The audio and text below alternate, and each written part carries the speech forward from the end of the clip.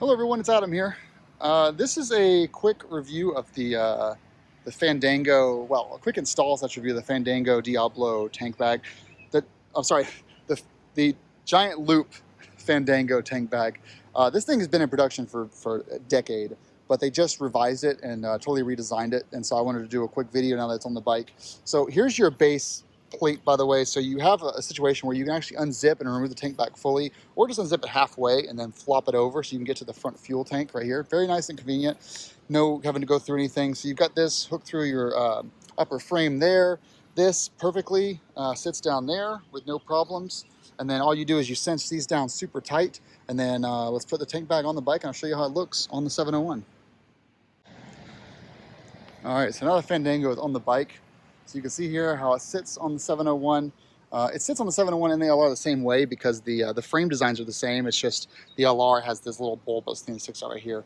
It is that welded seam construction. You've got a little tiny handy pocket right there for your gloves, which is kind of nice when you just need to get off the bike and grab a drink.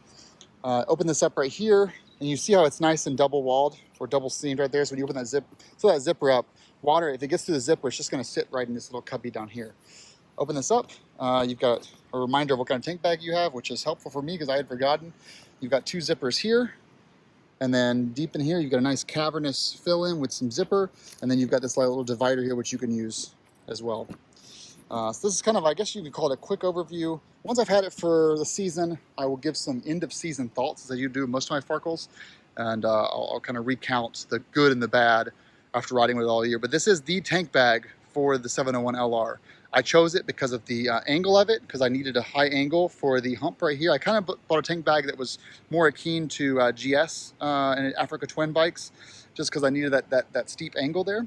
But also, I bought a tank bag that can stay on the bike full time and not get in the way when I'm standing. It's low enough that when I'm standing, it doesn't really get in my crotch. It's more like my upper thighs. And I can still foresee the control center and the computer and everything. The only problem I have so far is obviously reaching this key right here. This is not a keyless ride bike, and so I have to kind of put my fingers in there to get that key in there. But other than that, yeah, it's so far so good. Let you guys know how it is at the end of the year. Thanks so much for watching, and ride safe.